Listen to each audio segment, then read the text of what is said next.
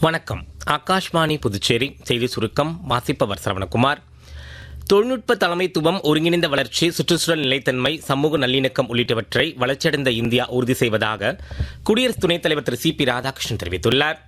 டெல்லி பல்கலைக்கழகத்தின் 122வது பட்டமளிப்பு விழாவில் இன்று உரையாற்றிய அவர், ஆராய்ச்சி மற்றும் தொழில் முனைவோருக்கு பல்கலைக்கழகங்கள் முன்னுரிமை அளிக்க வேண்டும் என கேட்டுக் கொண்டுள்ளார். கர்ப்பப்பை வாய் புற்றுநோய்க்கான தேசிய தடுப்பூசி இயக்கத்தை பிரதமர் திரு நரேந்திர மோடி ராஜஸ்தான் மாநிலம் அஜ்மீரில் நடைபெற்ற நிகழ்ச்சியில் இன்று தொடங்கி வைத்தார். நாடு முழுவதும் பெண்களின் நல்வாழ்வை மேம்படுத்தும் நோக்கில் தொடங்கப்பட்டுள்ள இந்த திட்டத்தின் அடையாளமாக 14 வயதுடைய சிறுமிகளுக்கு HPV தடுப்பூசி செலுத்தப்படுவதை பார்வையிட்ட பிரதமர் அவர்களுடன் கலந்துரையாடினார்.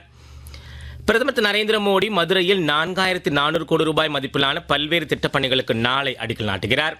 திருப்பரங்குன்றம் அருள்மிகு சுப்பிரமணிய சுவாமி திருக்கோவிலில் தரிசனம் மேற்கொள்ளும் அவர் மதுரையில் நடைபெறும் பொதுக்கூட்டத்தில் உரையாற்றுகிறார்.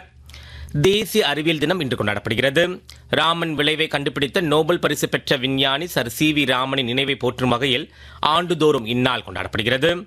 இந்நாளையொட்டி பிரதமர் திரு நரேந்திர மோடி விடுத்துள்ள செய்தியில், தேச வளர்ச்சி மற்றும் உலகளாவிய நன்மைக்காக இளைஞர்களுக்கு அதிகாரம் அளித்து ஆராய்ச்சி சுற்றுச்சூழல் அமைப்புகளை வலுப்படுத்த உறுதிபூண்டுள்ளதாக தெரிவித்துள்ளார். பிரதமர் திரு நரேந்திர மோடி நாளை புதுச்சேரி விமான நிலையம் அருகே உள்ள எலிபேட் மைதானத்தில் அமைக்கப்பட்டுள்ள அரங்கில் புதுச்சேரிக்கான 2700 கோடி ரூபாய் மதிப்பிலான புதிய திட்டங்களை துவக்கி வைக்கிறார். ICC ஆண்கள் T20 உலகக் கோப்பையில் பாகிஸ்தான் இன்று பல்லேகலே சர்வதேச கிரிக்கெட் மைதானத்தில் சூப்பர் 8 குரூப் 2 போட்டியில் இலங்கை எதிர்கொள்கிறது. இத்துடன் செய்தி சுருக்கம் நிறைவு பெறுகிறது.